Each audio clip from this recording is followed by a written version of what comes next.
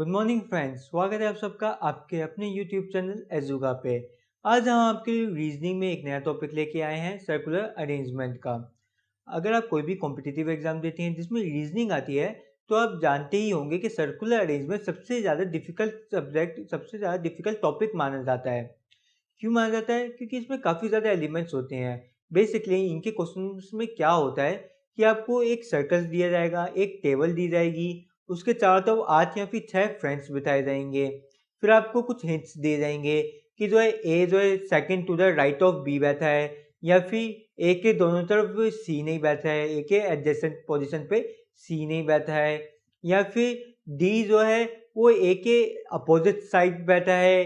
फिर उसके बाद कुछ इनकी फेसिंग का भी चक्कर हो जाता है, इनवर्ड फेसिंग है, आउटवर्ड फेसिंग है, और बाद में जाके और डिफिकल्ट करने के लिए उनके प्रोफेशन भी जोड़ देते हैं कि जो है एक जो पॉलिटिशियन नहीं हो सकता, डॉक्टर नहीं हो सकता, तो और जो है A second to the right of teacher बैठा है। मतलब बहुत सारी जो है कंफ्यूजन इसमें क्रिएट कर देते हैं आपके लिए। पर अगर आप को ये डिफिकल्ट लगता है, इतना ज़्यादा डिफिकल्ट लगता है ये टॉपिक, तो मैं कहना चाहूँगा कि आप अपने क्वेश्चनों को ऑर्गेनाइज्ड वे में नहीं करते हैं। क्योंकि इस टॉपिक की खासियत ये है कि अगर आप ऑर्गेनाइज्ड वे में करें तो ये टॉपिक आपको बहुत ही ज़्यादा आसान लगेगा, आपके क्वेश्चन क्विकली हो जाएंगे और एक्यूरेसी के साथ होंगे। आज हम इस वीडियो में वही समझेंगे कैसे इन क्वेश्चनों को अप्रोच करें और एक्यूरेसी के साथ ऑर्गेनाइज्ड वे में करें। तो इस वीडियो को आखिर तक देखें।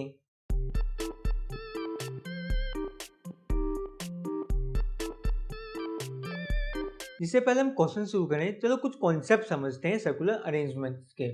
हमने वैसे तो आपको पिछली वीडियो में भी समझाए थे, इस जब हमने लीनियर अरेंजमेंट की बनाई थी, पर इसमें भी हम आपको समझा देते हैं कि आपको बेसिकली दो तरह के क्वेश्चन आएंगे, या तो सर्कुलर अरेंजमेंट होगा या फिर ऐसे स्क्वायर में होगा। इसको भी हम सर्कुलर कह सकते हैं क्योंकि ये भी गोल है, स्ट्रेट लाइंस नहीं है ये। तो इस स्क्वायर्स में क्या होगा कि आपको 4 कॉर्नर्स पे 4 लोग बिठाए जाएंगे और 4 जो है मिडल में बिठाए जाएंगे आपको। फिर आपको बोला जाएगा कि जो कॉर्नर्स वाले हैं इनकी फेसिंग एक तरफ है और मिडल वाले की फेसिंग दूसरी तरफ है। फिर कुछ हिंट्स दिए जाएंगे आपको पोजीशन फाइंड करने के लिए। तो इन क्वेश्चनों में क्या ट्रिकी बात है वो होती है कि लेफ्ट और राइट की सारी आधी टेंशन तो आपकी यहीं खत्म हो जाती है अगर आपको लेफ्ट और राइट का कॉन्सेप्ट क्लियर हो।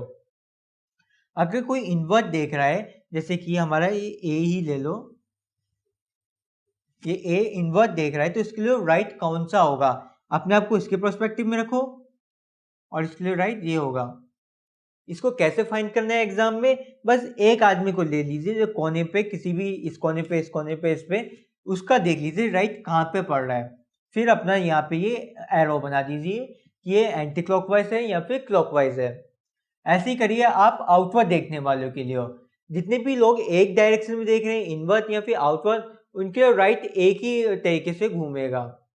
अब ये आउटवर्ड देख रहे हैं, हमारा ई आउटवर्ड देख रहा है, तो इसके लिए राइट क्या होगा? इधर घूमेगा हमारा क्लॉकवाइज डायरेक्शन में, ई के लिए राइट, क्योंकि नॉर्थवर्ड देख रहा है ना। ऐसे ही इसके लिए भी इधर घूमेगा, इधर भी। और जो भी आउटवर्ड देख रहे हैं सबके लिए राइट क्लॉकवाइज डायरेक्शन में घूम रहा है। ए के लिए सी राइट है, और हमारा एफ के लिए बी राइट है, और जो जी के लिए ए राइट है। ऐसे घूम रहा है। सेम अप्लाई होता है हमारे सर्कुलर में भी। सर्कुलर में भी आपको ऐसे ही 8 या फिर 6 लोग बोल दिए जाएंगे। इनवर्ट देखने वालों के लिए हमारा राइट कौन सा होगा? एंटी क्लॉकवाइज डायरेक्शन में ऐसे होगा। और जो आउटवर्ड देख रहे हैं उनके लिए राइट कौन सा होगा? उनके राइट इस डायरेक्शन में होगा।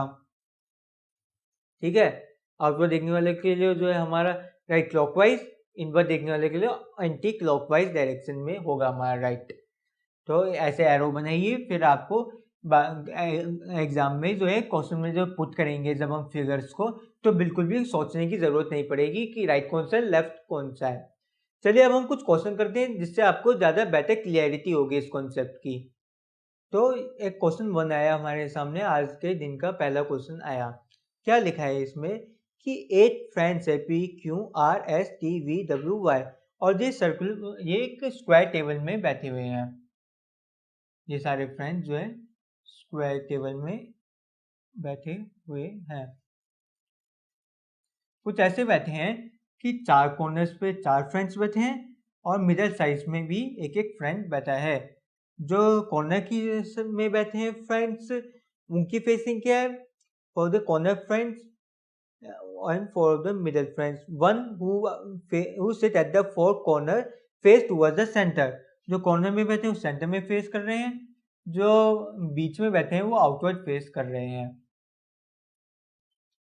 ठीक है, चलो अच्छी बात है, समझ में आ गई हमें। और क्या गिवन है? फेस आउटवर्ड, और कुछ इन्फॉर्मेशन गिवन है जिसके बेसिस पे हमें पता लगाना है कौन कहाँ पर बैठा है। पहली इन्फॉर्मेशन गिवन है P who faces the centre. अच्छा, इधर ना अलग से लिख देते हैं हम, कौन सेंटर में बैठा है कौन आउटसाइड। तो पी सेंटर में बैठा है। और क्या गिवन है? P who faces the centre से third to the right of V. P जो है राइट में बैठा है और थर्ड पोजीशन पे, फर्स्ट सेकंड थर्ड। इसको हमने अपने कोड लैंग्वेज में लिखा। जितनी भी इंफॉर्मेशन है सबको सिंबॉलिक वे में कोड लैंग्वेज में यहाँ पे लिख दीजिए। आपको जो एग्जाम में क्वेश्चन है उसको बस एक बार ही पढ़ने का मौका है।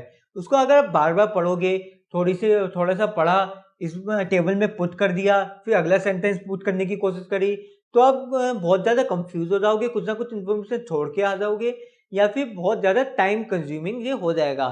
इसलिए अच्छा यही है कि शॉर्ट में सिंबॉलिक वे में सारी इंफॉर्मेशन को एक बार लिख लीजिए, उसके बाद टेबल में पुट करिए। ठीक है, तो हमें गिवन है वी जो है, जो पी है हमारा राइट में बैठा है वी के थर्ड पोजीशन पे। और क्या गिवन है हमें? T who faces to the centre. T के बारे में भी पता है कि T who faces the centre is not an immediate neighbour of V. पहले इधर लिख लीजिए, टी सेंटर में फेस कर रहा है और वो वी का इमीडिएट नेबर नहीं है। इसको हमने ऐसे लिख दिया कि टी नहीं है, टी के दोनों तरफ वी नहीं आ सकता है। इसको आप अपनी वे में लिख सकते हैं, हमने अपनी वे में शॉर्टकट्स में लिखने की कोशिश करी है। ठीक है, T who faces the centre V, only one person sit between V and W. V और डब्ल्यू के बीच में ओनली वन पर्सन बैठा है। ओपन ब्रैकेट से लिखेंगे इस बात को, क्योंकि हमें ये नहीं गिवन कि कौन राइट में है कौन लेफ्ट में है, हमें ये नहीं पता पहले डब्ल्यू बैठा है फिर या फिर पहले वी बैठा है, इसलिए इसको ओपन ब्रैकेट में, यानी कि डब्ल्यू और वी अपनी प्लेसेस को इंटरचेंज कर सकते हैं। फिर और क्या गिवन है हमें? और गिवन है कि S sit second to the right of Q. S जो है second to the right of Q बैठे हैं, first second to the right of Q. Q से सेकंड पोजीशन पे एस हमारा बैठे हैं। और Q faces towards the centre. Q जो है सेंटर में फेस कर रहा है। ठीक है, Q faces to centre. R is not an immediate neighbour of P, और आर जो है पी का इमीडिएट नेबर नहीं है। चलो सारी इंफॉर्मेशन हमारी हो गई। कितनी स्टेटमेंट है? 3 4 5, पांचों स्टेटमेंट हमने लिख ली, और ये अलग से हम बाद में लिखते रहेंगे कौन सेंटर में कौन आउटसाइड है।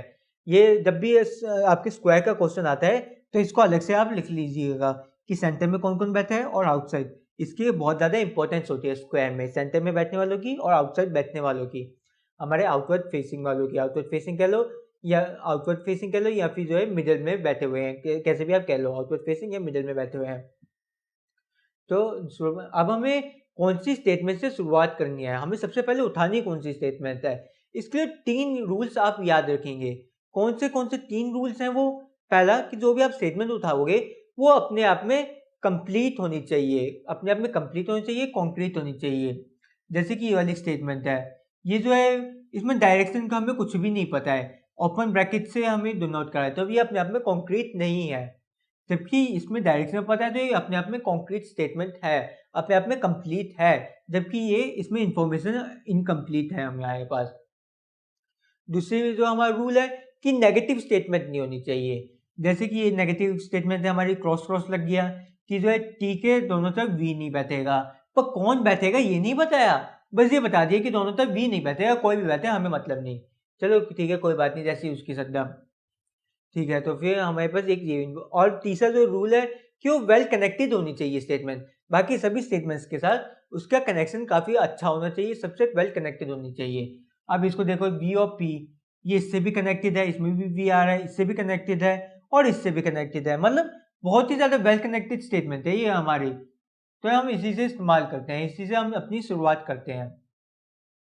अब जो हमें गिवन है P जो कॉर्नर पे बैठा है, ठीक है, और कॉर्नर पे वाले सभी इनवर्ट फेसिंग है, तो हमने इसको P को इधर लिख दिया, इसको इधर लिख दो, इधर लिख दो, इधर लिख दो, इधर लिख दो, एक ही बात है। जब आप पहली स्टेटमेंट लिख रहे हो तो उसको कहीं भी लिख सकते हो, क्योंकि इन किसी भी कॉर्नर में कोई भी खासियत नहीं है, सब एक जैसे ही दिखने वाले कॉर्नर हैं। आप इस फिगर को उल्टा करके देख लोगे तो ये P इधर आ जाएगा, और घुमाओगे तो इधर आ जाएगा, एक ही बात होती है, ठीक है। P के जो है लेफ्ट में दो छोड़ के V बैठा है। अच्छा पहले ये तो देख लें कि लेफ्ट का है राइट का है। जो इनवर्ट वाले हैं उनके लिए राइट है हमारा इधर, इसको देखा ना हमने, इनवर्ट वालों के राइट इधर है, और जो आउटवर्ड वाले हैं उनके लिए राइट इस डायरेक्शन में है, ठीक है। इनके लिए राइट ऐसे जा रहा है, इनवर्ट वाले के राइट ऐसे जा रहा है, तो हमें ये इनवर्ट फेसिंग है, इनवर्ट वालों के दो छोड़ के V इधर आएगा V, ठीक है, क्लियर हो गई बात।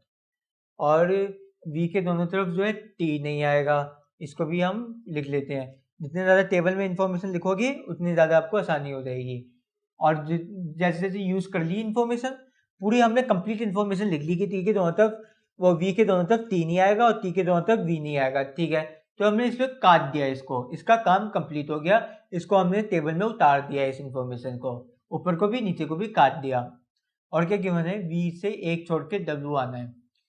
अब वो W इधर भी आ सकता है, वो W इधर भी आ सकता है, इधर गोला कर दिया, इधर भी हमने गोला कर दिया, यानी इन दोनों में से एक जगह पर W आएगा, काट दिया।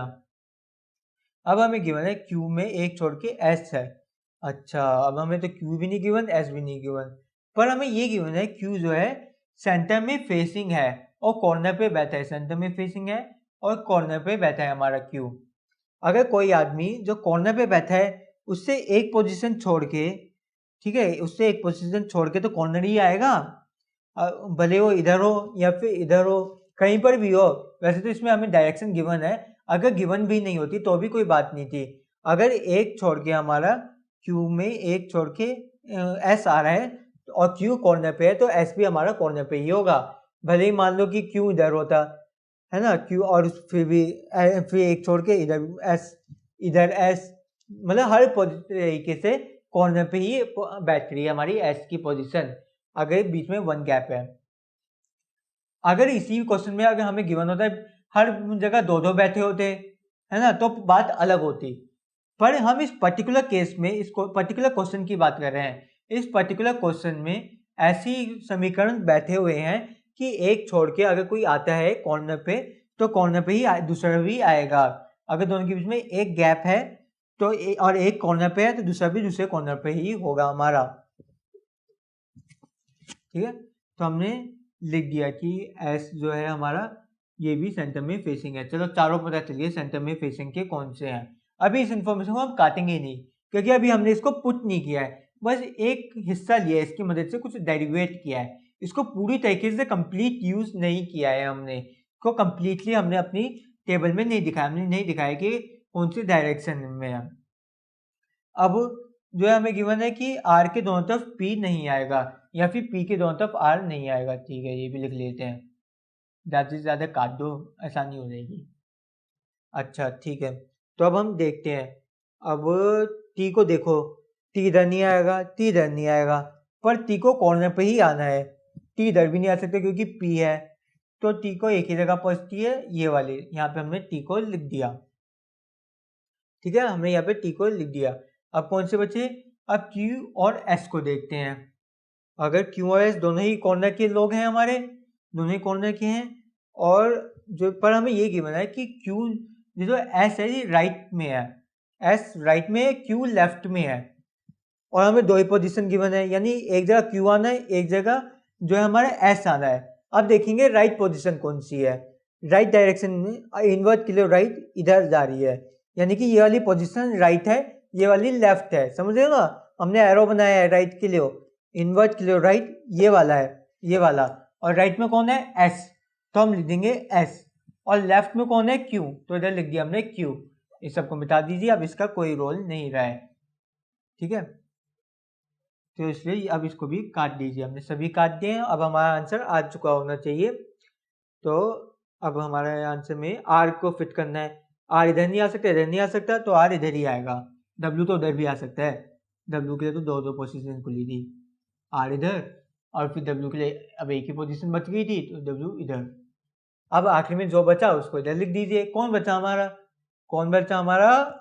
Y बचा, Y बचा ना, ठीक है, ये हो गया ना PQRSTVWY, ठीक है। हमारे आखिर में Y बचा और ये हमारी पूरी टेबल कंप्लीट हो गई। बड़े ही सिंपल वे में, बड़े ही ऑर्गेनाइज वे में, हर चीज को अलग से लिखते चले गए हम। पहले पूरे इंफॉर्मेशन अपनी जो क्वेश्चन पेपर से उतार ली, उसके बाद हमने इसको एनालाइज करना स्टार्ट किया, कौन सेंटर में कौन आउटवर्ड, और एक एक इन्फॉर्मेशन को टेबल में पुट करते चले गए। अगर सब कुछ अपने सामने हो जाए सिंबॉलिक वे में तो कितना आसान हो जाता है। अब चलो कुछ क्वेश्चन देखते हैं। ये तो डिटेल गिवन थी, इसके बेसिस पे अब हमसे 3 से 4 क्वेश्चन पूछे जाएंगे।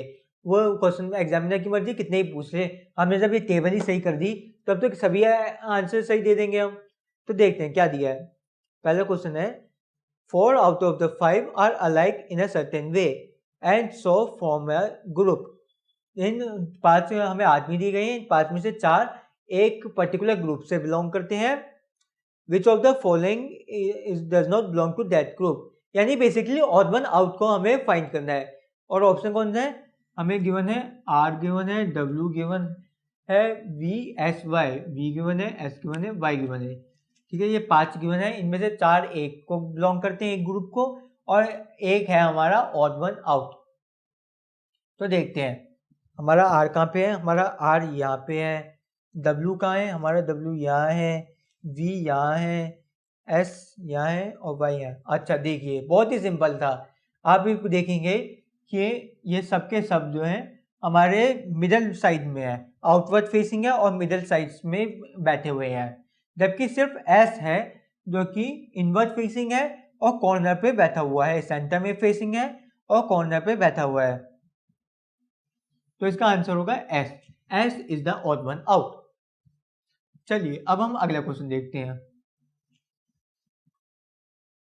क्या लिखा है? Which of the following is true regarding to R. R के रिगार्ड में कौन सी जो है ट्रू है स्टेटमेंट? पहली statement R is an immediate neighbour of V. R V का इमीडिएट नेबर है? नहीं, गलत, फॉल्स। दूसरी, आर फेसेस द सेंटर। नहीं, आर तो आउटवर्ड फेस कर रहा है। तीसरी, R sit exactly between T and S. R जो है टी और एस के एग्जैक्टली बीच में बैठ रहा है, ठीक है। ये वाली हमारी स्टेटमेंट सही हो रही है। और अगली देखें तो Q sit third to the left of R. वैसे तो हमारी ये स्टेटमेंट सही हो रही थी, हम लिख सकते थे आंसर, पर हम बाकी स्टेटमेंट्स भी एक बार चेक करके देख लेते हैं। क्या है? Q sit third to the left of R. Q sit third to the left of R. R का लेफ्ट कौन सा है? आर जो आउटवर्ड फेसिंग है तो उसके लिए राइट ये है, लेफ्ट ये है, ठीक है। आर के लिए राइट यहाँ पे है और लेफ्ट ऐसे जा रहा है, तो थर्ड पोजीशन पे आर के लेफ्ट में जाए, 1 2 थर्ड पोजीशन पे क्यू आना चाहिए था पर नहीं आया है, इसका मतलब ये स्टेटमेंट गलत है। और पांचवी तो नन ऑफ द अबव है ही, वो तो गलत है ही क्योंकि हमने देख लिया कि वो टी एस के बीच में बैठा है आर, तो हमारी जो है ये सी स्टेटमेंट सही हो रही है, इसका आंसर होगा सी। अब ऐसे ही और भी कितने क्वेश्चन पूछ लो, अब तो आसान सी बात है, इसके बेसिस पे कितने ही क्वेश्चन हम सॉल्व कर सकते हैं इस टेबल के बेसिस पे। अब हम अगला क्वेश्चन देखते हैं अपना। अब ये एक और क्वेश्चन आया हमारे सामने, क्या कह रहे हैं क्वेश्चन कि 9 फ्रेंड्स हैं इस बार। कौन कौन? BMKHTRDWA, ये 9 फ्रेंड्स हैं और ये सर्कुलर टेबल के चारों तरफ बैठे हैं। तो ठीक है, अभी तक तो सब कुछ नॉर्मल सी बात है। फ्रेंड्स 9 हैं, सर्कुलर टेबल में बैठे हैं। वैसे तो 8 फ्रेंड्स का होता है अक्सर, पर इसमें तो 9 फ्रेंड्स है तो फिर हम एक सीट एक्स्ट्रा लगा देंगे, अपने डाइनिंग टेबल पे एक सीट एक्स्ट्रा लगा देते हैं। और कुछ इन्फॉर्मेशन दी है कि इनकी सबकी फेसिंग जो है सेंटर की तरफ, फेसिंग एट द सेंटर, और R is right to, R is third to right of B. पहले बी, फिर 1 2, ये तीसरा आर, ठीक है। और क्या गिवन है? H is second to the right of A। और क्या गिवन है हमें? Who is sitting, इसमें A के बाद कॉमा लगा के who लिखा है, इसका मतलब A के जिक्र हो रहा है, A के बारे में बोला जा रहा है। Who is second to the right of R, R से second, ठीक है। और K is third to right of T. K is third to the right of T. ठीक है। और फिर से हु लगाया है, यानी T की बात हो रही है। T is not an immediate neighbor of H. T के दोनों तरफ H नहीं बैठ सकता है, या फिर H के दोनों तरफ T नहीं बैठ सकता है ओपन ब्रैकेट में, क्योंकि डायरेक्शन का कोई जिक्र नहीं करा गया है इसमें। D is second to the left of T. D is second to the left of T. T अपनी इसमें लेफ्ट की बात हो रही है। D is second to the left of D. ठीक है। और क्या लिखा है इसमें? M is fourth to the right of W. M fourth है W के राइट डायरेक्शन में। ठीक है, तो फिर ये कुछ जो है हमारी इक्वेशंस बन गई। कितनी इक्वेशंस है? तो 3, 4, 5, 6, 7 इक्वेशन बनी है जो हमें गिवन है। अब इनको हम थोड़ा एनालाइज करेंगे और थोड़ा कंबाइन करने की कोशिश करेंगे। क्या ये और कंबाइन हो सकती है इन्फॉर्मेशन? हाँ, हो सकती है ये। इन दोनों इन्फॉर्मेशंस को देखिए, दोनों स्टेटमेंट्स को देखिए। क्या हम दोनों को एक बना के लिख नहीं सकते? जब एक तरफ R है और दूसरी तरफ H है, तो इस बात को एक बात को एक ही लाइन में क्यों नहीं लिख देते हम? को ऐसे क्यों नहीं लिख देते हैं? ठीक है ना? तो फिर इस स्टेटमेंट को भी काट देते हैं, क्योंकि इसका यूज़ करके हमने नई स्टेटमेंट बना ली है, कंबाइंड कर दिया है। अब इन दोनों स्टेटमेंट्स को भी देखो, इन दोनों को भी तो हम जोड़ सकते हैं।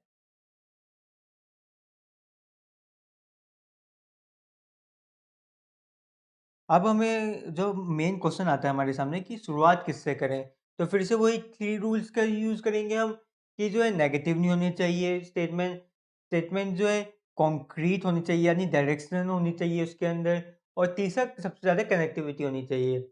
अब आप देखोगे कि जो आ रहा है वो पहली और दूसरी दोनों की स्टेटमेंट्स में आ रहा है, और बल्कि इनको भी हम कंबाइन कर सकते थे चाहते तो। इसके लिए ये बहुत बड़ी स्टेटमेंट बन जाएगी एक तरीके से, तो इसी का ही हम इस्तेमाल करते हैं।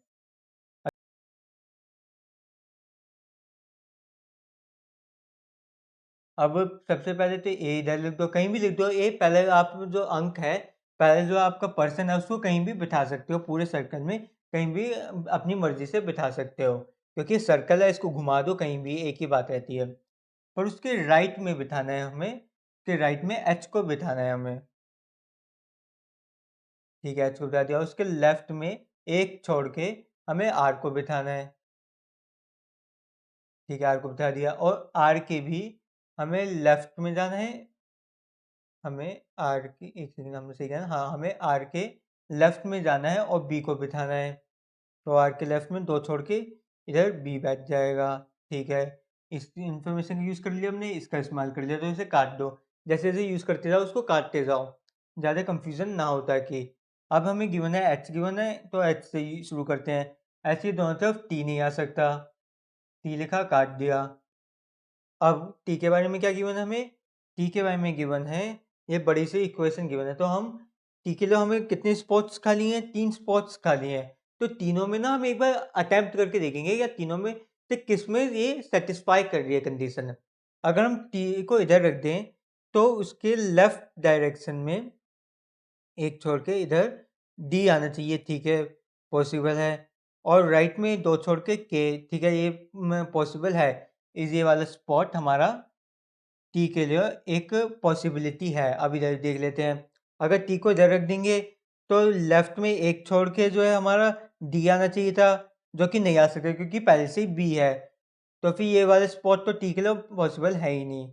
अब ये वाले भी देख लेते हैं। अगर टी को इधर रख दें हम, तो लेफ्ट छोड़ के जो है डी आ जाएगा। टी को इधर रख दें, तो लेफ्ट डायरेक्शन में एक छोड़ के डी तो आ जाएगा, पर 2 छोड़ के नहीं आ पाएगा। अगर हम टी को इधर रख दें, तो 2 छोड़ के नहीं आ पाएगा। इतनी बड़ी इक्वेशन होती है, तो इसको आसानी से आप ऐसे सॉल्व कर सकते हैं, एक-एक जगह पुट करके। तो सिर्फ टी इधर ही पॉसिबल है, हमने इधर टी लिख दिया। और डी के लेफ्ट में एक छोड़ के डी लिख दिया, टी के लेफ्ट में एक छोड़ के, और 2 छोड़ के राइट में हमने के लिख दिया। अब कौन सी? अब आखिरी इक्वेशन बची है हमारी W और M की। 2 स्पॉट बचे हैं, तो बड़े ही आसान हो गया, मतलब क्वेश्चन तो सॉल्व हो ही चुका है। देख लेते हैं हम कि जो इसमें लिखा है कि W को जो है लेफ्ट में होना है, M को राइट में होना है, W को लेफ्ट में होना है, और दोनों के बीच में 3 का गैप होना चाहिए। ये 3 का गैप है ना, और राइट डायरेक्शन का है वहाँ पे है, तो यहाँ पे राइट यानी M, यहाँ पे लेफ्ट यानी W। W से राइट में जाओ, 3 छोड़ो, 1 2 3 और फिर M लिख दो। ठीक है ना, समझ में आ गई? 2 स्पॉट्स खड़े थे, 2 स्पॉट्स बचे थे हमारे, हमने देख लिया कि कौन से डायरेक्शन में राइट है, और राइट में M को आना था तो M को लिख दिया हमने। अगर आपको ये इक्वेशन ना दिख रही हो, मैं इधर थोड़ी ऊपर भी लिख देता हूँ। ठीक है, तो ये हमारा क्वेश्चन सॉल्व हो चुका है। अब इस केस स्टडी के बेस पर कुछ क्वेश्चंस आए हैं, हम उन क्वेश्चंस को भी देख लेते हैं, उन क्वेश्चंस को सॉल्व कर लेते हैं। वैसे तो यहाँ पे होने तक आपका आंसर आ चुका है। अब कोई भी इस केस स्टडी से बेस आप आंसर दे सकते हो। सिंपल सिंपल से क्वेश्चन आते हैं, उनका सिंपल सा आंसर होता है। क्या है पहला question? Who is immediate left of W? W के इमीडिएट लेफ्ट में कौन है? राइट में तो आर है, लेफ्ट में टी है, तो इसका आंसर टी होगा। ठीक है, अब अगला देखते हैं हम। Who is third to the left of M? Third to the left of M, M है ये, इसकी लेफ्ट में यानी इधर, जो राइट इधर था ना, तो लेफ्ट उधर होगा। थर्ड, पहला दूसरा तीसरा, पहला दूसरा तीसरा यानी R. R is third to the left of M. R है ऑप्शन में? नहीं, आर तो है ही नहीं ऑप्शन में, तो ई यानी none of the above answer होगा इसका। अब अगला देखते हैं। Who is third to the left of H? Third to the left of H, ये एच है, इसकी लेफ्ट डायरेक्शन में जाएंगे हम। थर्ड, 1 2 3 यानी K is third to the left of H. ये के है ना ऑप्शन में? हाँ ठीक है, सी ऑप्शन हो गया आपका। अब हम आखिरी क्वेश्चन देखते हैं। Which of the following combination is the three person sitting in between the first person and the second person? मतलब हमें काफ़ी सारे ऑप्शन दे दिए हैं, उनमें 3-3 के पेयर्स दिए हैं, और पूछा गया है कि इनमें से कौन सा पेयर जो है इन सिटिंग को सेटिस्फाई कर रहा है, मतलब बीच में जो आदमी है इन 3 के पेयर में, वो उसके दोनों तरफ वो दोनों भी मौजूद हों। तो देखते हैं कौन से ऑप्शन दिए हुए हमें। हमें WTR दिया हुआ है, और BTT दिया हुआ है, और हमें MHD दिया है, और क्या दिया हमें? KAM दिया है, और फाइनली WKR दिया हुआ है। WKR, चलो अब इन पांचों को हम चेक करके देखते हैं इनमें से कौन सा ट्रू है। पहले T को उठाओ। T के दोनों तरफ W और B आ रहे हैं, पर इसमें R लिखा है, तो ये गलत हो गया। अब D को उठाओ। D के दोनों तरफ H और B आ रहे हैं, D की तरफ दोनों तरफ H और B आ रहे हैं, B तो ठीक है पर H नहीं है यहाँ पे, तो ये भी गलत। H के दोनों तरफ MD आ रहे हैं, H के दोनों तरफ MD आ रहे हैं, अरे ये तो सही हो गया। एक तो ये सही लग रहा है हमें, H के दोनों तरफ M और D। अब बाकी भी सही कर लेते हैं, वैसे तो आंसर यही होना है, पर हम बाकी भी देख लेते हैं। कैम, तो A के दोनों तरफ K और M आ रहे हैं। अच्छा, तो ये भी सही हो गया वैसे तो, पर अगला देखते हैं हम। K की तरफ W और R आ रहे हैं, तो ये तो गलत हो ही गया हमारा। W और R नहीं, इधर A और R आने थे, तो इसके दो आंसर आ रहे हैं। इस क्वेश्चन में हमें दो आंसर हैं, कोई बात नहीं। अगर आपको एग्जाम में ऐसा है जिसमें दो आंसर हैं, तो आपको अपने ऊपर कॉन्फिडेंस होना चाहिए। अगर आपने ये फिगर सही बनाई है, तो आप दोनों में से कोई भी टिक करके आ जाइए, आपको मार्क्स मिल जाएंगे, बेनिफिट ऑफ डाउट मिल जाएगा अगर आप दोनों में से किसी को भी टिक करके आ जाएंगे। अब ये एक और क्वेश्चन है हमारे सामने। क्या कह रहा है ये क्वेश्चन कि 8 फ्रेंड्स हैं हमारे, और वो आज के आज एक सर्कुलर टेबल के चारों तरफ बैठे हैं, और जो है बातें कर रहे हैं। तो और वो कुछ ऐसे बैठे हैं कि कुछ फ्रेंड्स तो इनवर्ड फेसिंग है, कुछ फ्रेंड्स जो है आउटवर्ड फेसिंग है हमारे। तो और कुछ कंडीशंस गिवन है, पहले हम यहाँ पे देख लेते हैं इनवर्ड फेसिंग कौन है।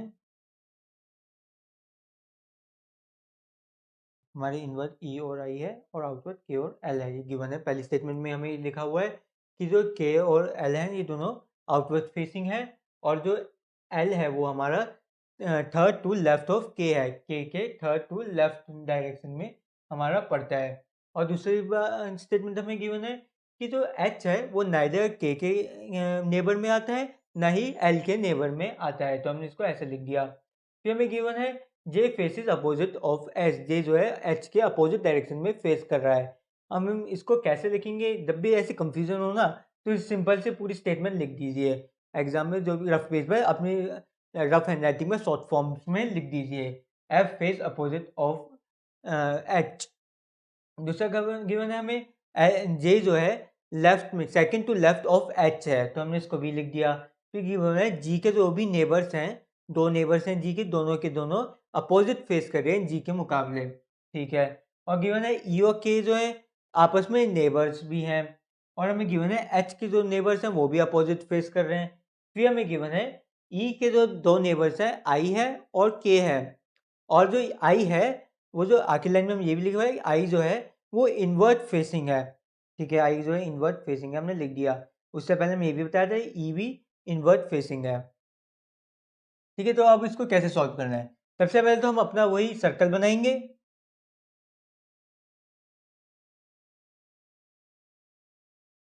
और डायरेक्शन डिसाइड करिए। अगर कोई इनवर्ट फेसिंग है तो उसके लिए ये डायरेक्शन है, और अगर कोई आउटवर्ड फेसिंग है तो उसके लिए ये वाली डायरेक्शन है। पर इसमें अब डायरेक्शन का ना थोड़ा केस कॉम्प्लिकेटेड हो जाता है। क्यों कॉम्प्लिकेटेड हो जाता है डायरेक्शन? क्योंकि अब हमें ये नहीं पता कि कौन इनवर्ट फेसिंग है कौन आउटवर्ड फेसिंग है। ये जो राइट और लेफ्ट का जो केसेस होते हैं वो इस बात पर डिपेंड करते हैं कि आप इनवर्ट देख रहे हो या आउटवर्ड देख रहे हो। अगर आप इनवर्ट देख रहे हो तो फिर आप एंटी क्लॉकवाइज चलोगे, अगर आप आउटवर्ड देख रहे हो तो आप क्लॉकवाइज डायरेक्शन में चले होगा आपका राइट। तो अब जिसका गिवन है उसका यूज कर लेते हैं, और हमें खुद ही पता लगाना पड़ेगा कौन इनवर्ट है कौन आउटवर्ड है। पहले तो हमें ये कंडीशन गिवन है, ये दिखने में कॉन्क्रीट भी है क्योंकि इसमें इनवर्ट और आउटवर्ट का हमें पता है, दोनों ही आउटवर्ड फेसिंग है, और ये नेगेटिव भी नहीं है और वेल कनेक्टेड भी है। एल के और के और के बहुत ज़्यादा वेल कनेक्टेड भी है। तो सबसे पहले इसी को यूज़ करेंगे हम, आउटवर्ड फेसिंग। और यहाँ पे हमारा पहले एल ले लो जो, या फिर के ले लो, एक ही बात है, और दो छोड़ के फिर हमारा के आ जाएगा। के भी हमारा आउटवर्ड फेसिंग है, दो छोड़ के के आ गया। और क्या गिवन है हमें कि के और एल के दोनों तरफ जो है एच नहीं आ सकता है। एच यहाँ भी नहीं आ सकता है, एच यहाँ भी नहीं आ सकता है, एच यहाँ भी नहीं आ सकता है, एच यहाँ भी नहीं आ सकता है, इन कहीं पर भी एच आ ही नहीं सकता है।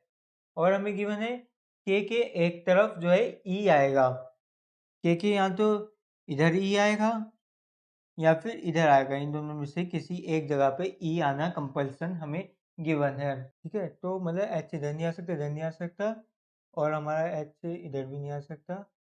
एच के लिए सिर्फ ये दो पोजीशन बची हैं, ई के लिए भी दो पोजीशन बची हैं, एच के लिए भी दो पोजीशन बची हैं। एल और के इस वक्त सिर्फ हमें फेसिंग पता है। इस केस में अब हमें सिनेरियो लेके चलना पड़ेगा। अब हम डायरेक्टली इसको कर नहीं सकते, हमें दो सिनेरियो लेके चलना पड़ता है। मतलब क्या है कि हम जो है पहले मान लेंगे एक सिनेरियो में कि एच इधर आएगा, दूसरे सिनेरियो में ले लेंगे कि एच दूसरी डायरेक्शन में आएगा, फिर हम सॉल्व करके देखते हैं। तो एक सर्कल बनाया हमने,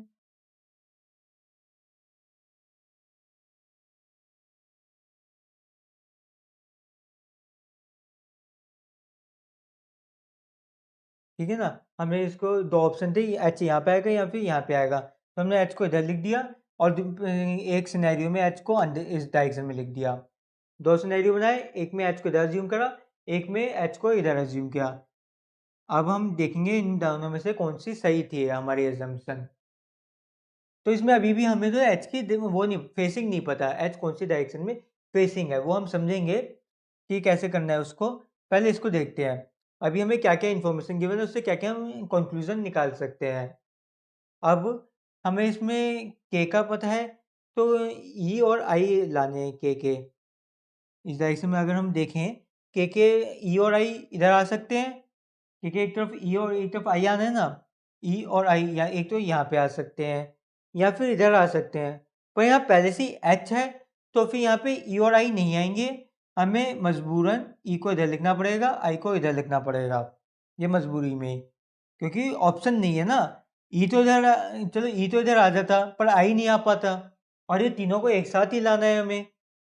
तो ई की इनवर्ट आई की इनवर्ट, इधर से ई काट दिया हमने, आई की इनवर्ट और के की हमारी आउटवर्ड आ रही है, एल की भी आउटवर्ड आ रही है।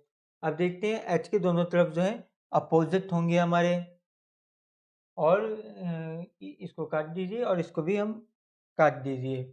इस इंफॉर्मेशन की भी हमने काफ़ी अच्छा सा यूज़ कर लिया है। अगर यही जो हमारा गलत एज्यूम हो जाता है तो हम इसको छोड़ देंगे और इसमें दोबारा आ जाएंगे। तो इसके ये अपोजिट डायरेक्शन में फेसेस हैं और जी एच के एक तरफ जे आना है, ये भी गिवन है हमें। या तो जे इधर आएगा या फिर ए इधर आएगा, क्योंकि इसमें गिवन है एक छोड़ के जे को आना है। वैसे तो लेफ्ट में गिवन है पर हमें लेफ्ट और राइट का पता नहीं है, क्योंकि हमें एच की फेसिंग का नहीं पता। इसलिए हम दोनों जगह देखते हैं। क्या जे इधर आ सकता है? नहीं, क्योंकि पहले से के है, तो जे को इधर ही आना पड़ेगा। अब जे इधर आएगा, ठीक है, तो अब ये लेफ्ट हो गया, इसका मतलब एच किलो ये लेफ्ट हो गया। ये किस केस में एच किलो लेफ्ट होगा ये समझिए आप। किस केस में एच के लिए लेफ्ट होगा? अगर एच इनवर्ट फेसिंग है तो ही ये उसके लिए लेफ्ट होगा। इनवर्ट फेसिंग है तो ये वाली डायरेक्शन राइट होगी और ये लेफ्ट होगी। तो हम कह सकते हैं कि एच इस केस में इनवर्ट फेसिंग है। और हमें ये भी गिवन है कि एच के जो भी अपोजिट होंगे, एच के जो नेबर्स होंगे वो अपोजिट डायरेक्शन में फेसिंग होगी। तो हमें इसकी भी फेसिंग पता है और जे की भी हमें पता है कि जे की भी अपोजिट फेसिंग है। तो हमें पता है कि जे आउटवर्ड फेस करेगा। अगर एच इन्वर्ट कर रहा है तो जे आउटवर्ड करेगा। अब हमें जी की फेसिंग बतानी है, जी की प्लेसिंग बतानी है, जी कहाँ पे प्लेस हो सकता है।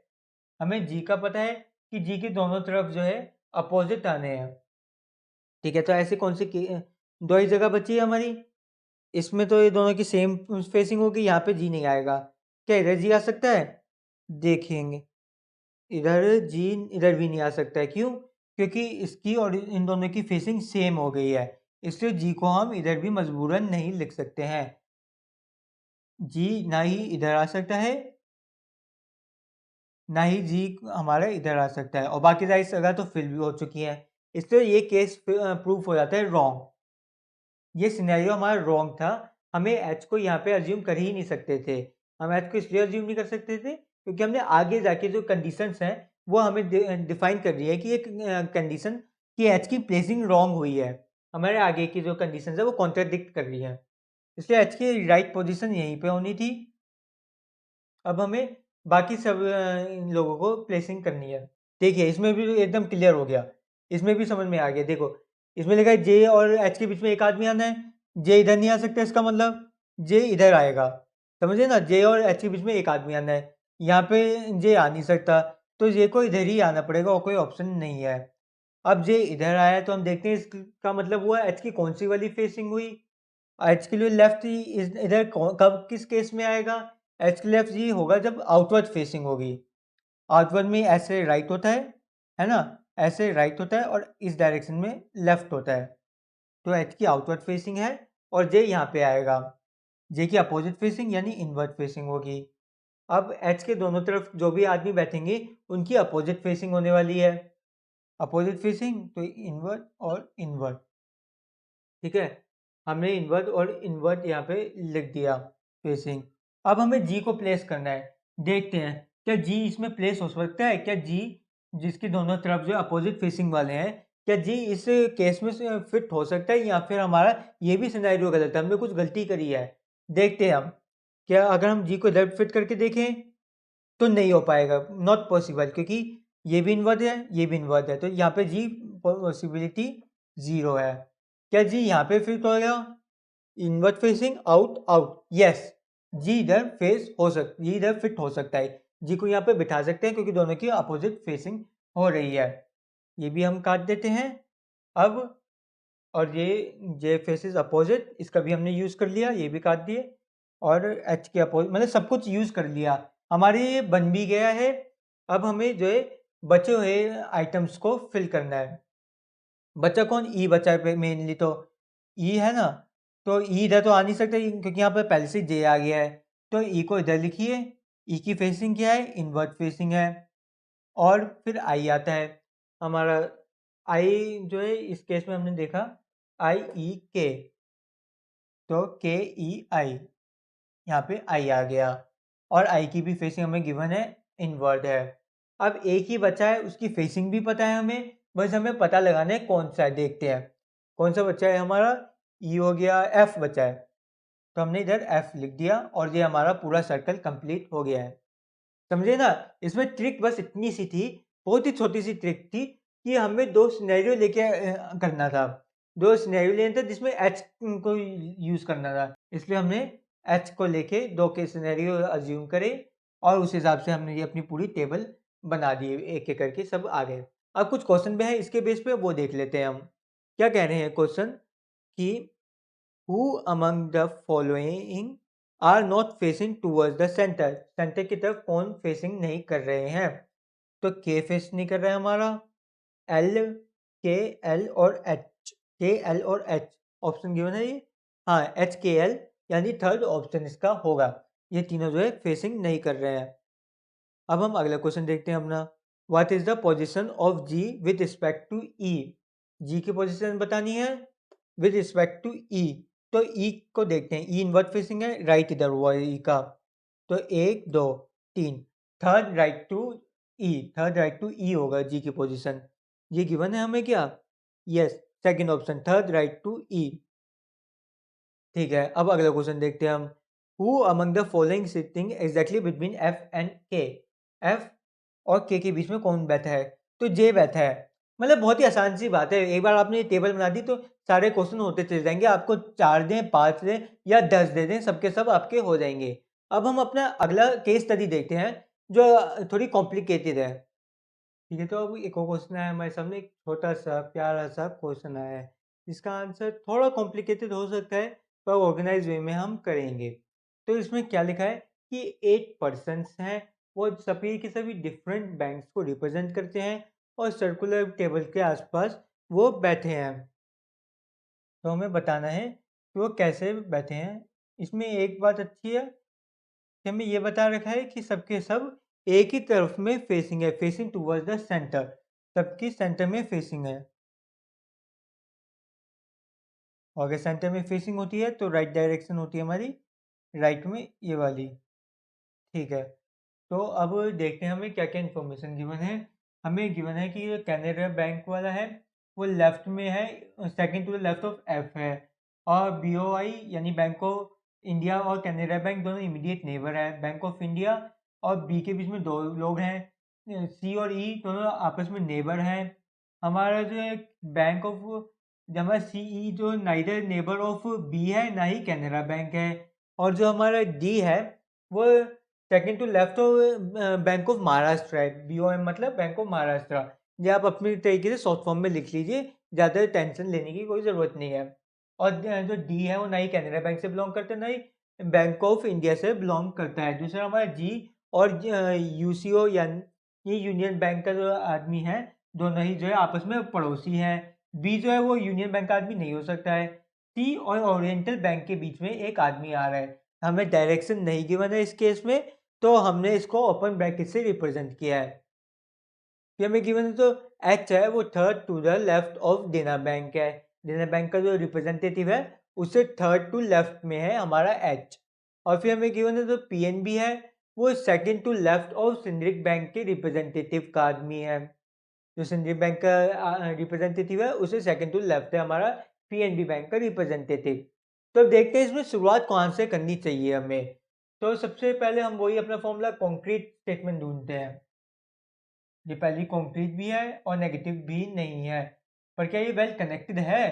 कैनरा बैंक और एफ, इधर कैनरा बैंक आ रहा है हमारा और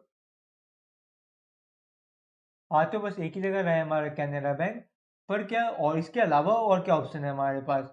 इसके अलावा हमारे पास ये डी वाली स्टेटमेंट का ऑप्शन है जो कि बिल्कुल ही कोई कनेक्टेड नहीं है। या फिर हमारे पास इस वाली स्टेटमेंट का ऑप्शन है एच और देना बैंक का, ये भी इसका भी कहीं भी जिक्र नहीं हो रहा है। तो हम ये कह सकते हैं कि हमारा बेस्ट पॉसिबल जो ऑप्शन अवेलेबल है हमारे पास वो कैनरा बैंक और एफ वाला है। तो हम लिख देंगे। इसमें क्या करना है, एक बात ये का ध्यान रखें, तो बैंक के रिप्रेजेंटेटिव के नाम हुए, प्रोफेशन के नाम हुए या फिर कोई भी स्पेसिफिक बड़े बड़े से फीचर्स हुए, उनको बाहर की तरफ लिखना है क्योंकि जगह वो ज़्यादा घेरते हैं।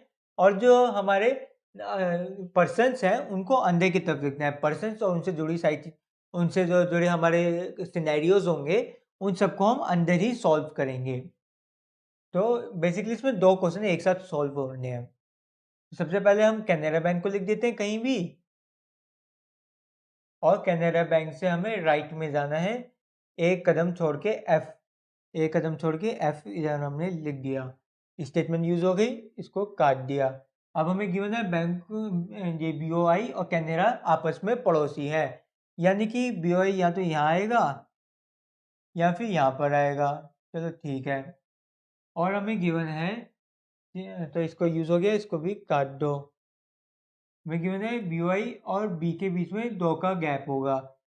अच्छा 2 का, यानी बी इधर भी आ सकता है और इधर से हम देखें तो 2 का गैप यहाँ पर भी आ सकता है या फिर यहाँ पर, और हमारा सिर्फ यहाँ पे और 2 जगह हैं। पर चलो अब इतना ज़्यादा कॉम्प्लिकेटेड हमें करने की ज़रूरत नहीं है, तो गोले में करो, वो हम बाद में देखते हैं, स्टेटमेंट को अभी छोड़ देते हैं। और सी ई जो है नेबर है, ठीक है। सी ई जो है ना ही बी के आसपास रहेंगे ना कनाडा के आसपास रहेंगे हमारे सी ई।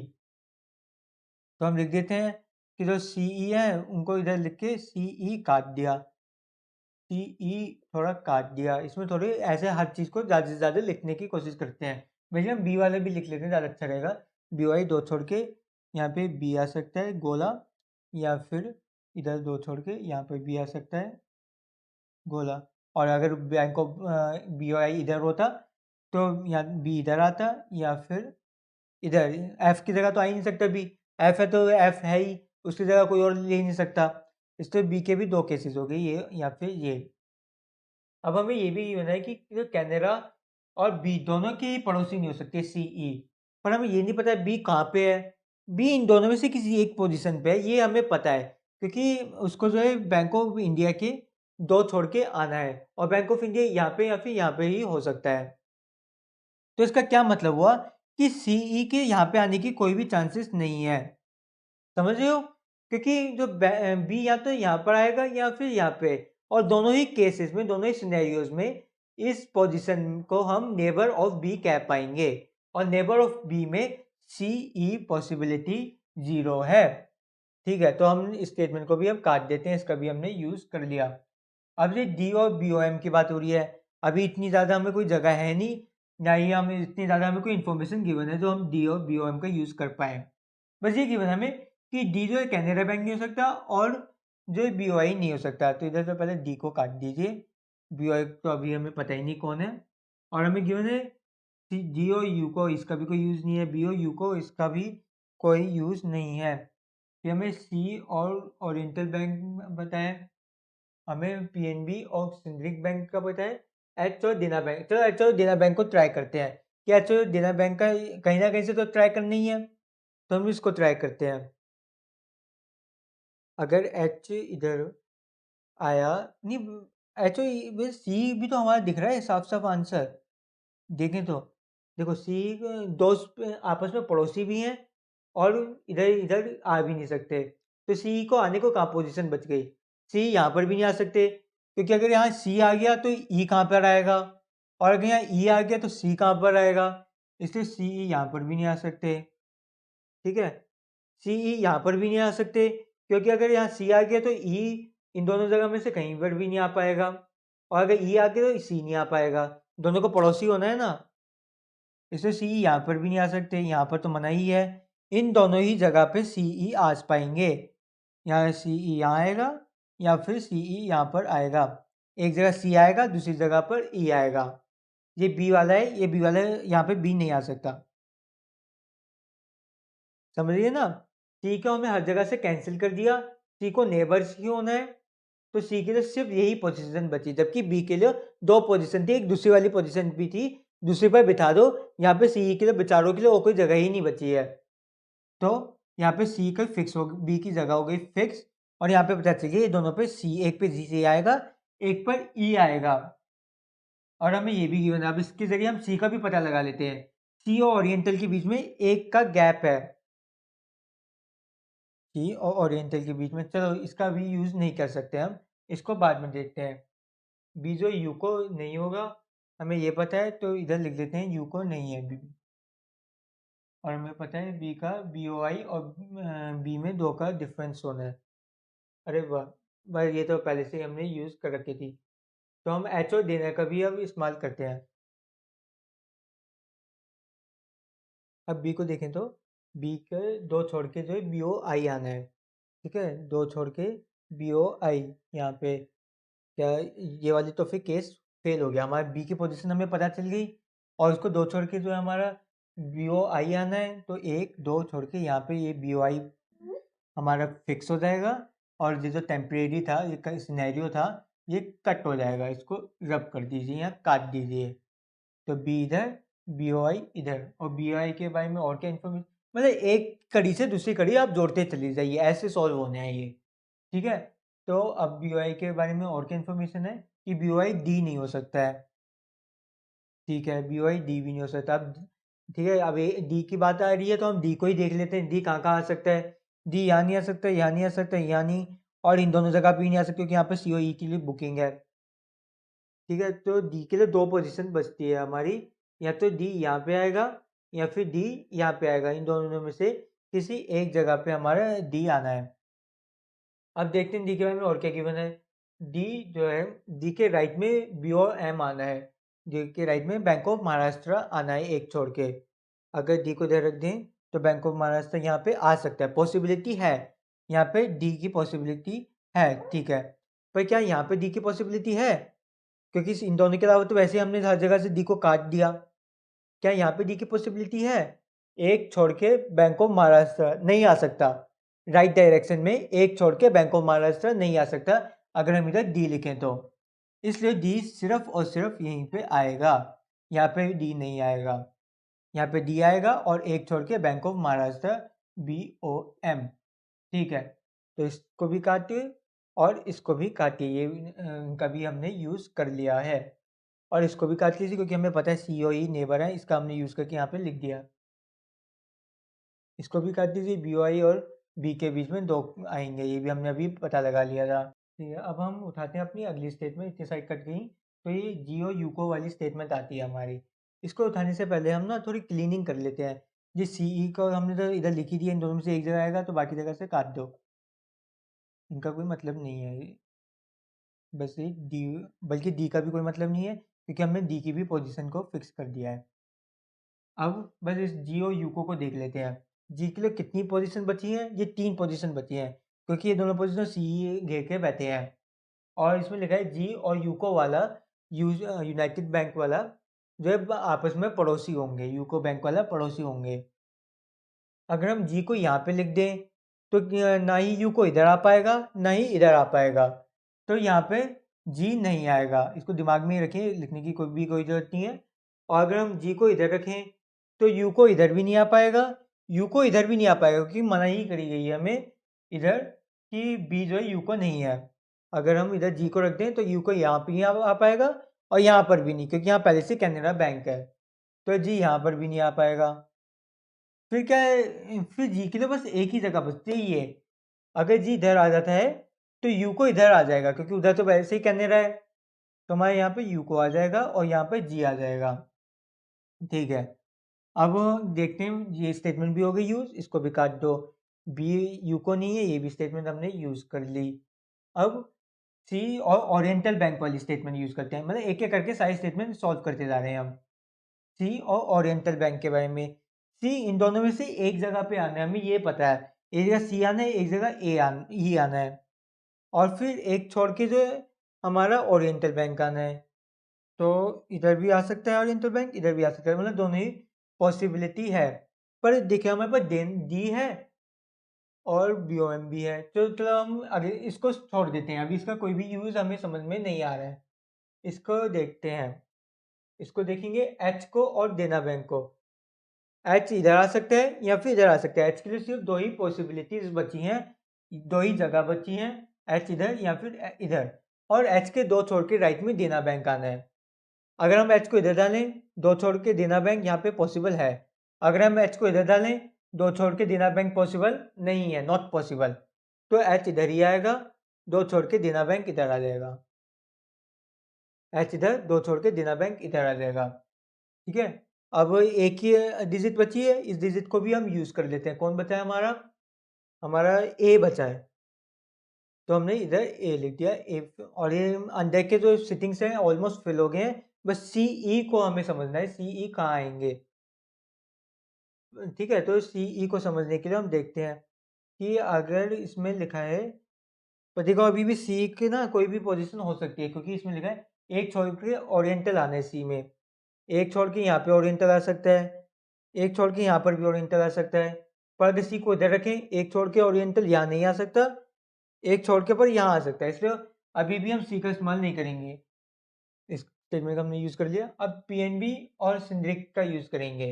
दोनों के बीच में एक का गैप है, पीएनबी और सिंड्रिक के बीच में एक का गैप है।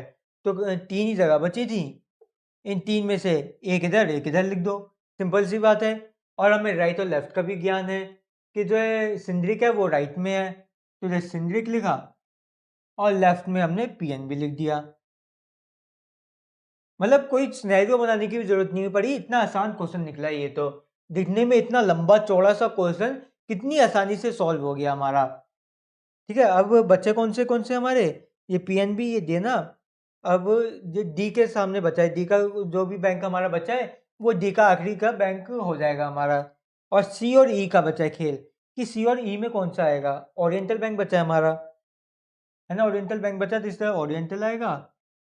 और ओरिएंटल और सी के बीच में तो एक का गैप होना ही है, तो ये सी, ये ई। बस हो गया हमारा सॉल्व, कितना आसान था।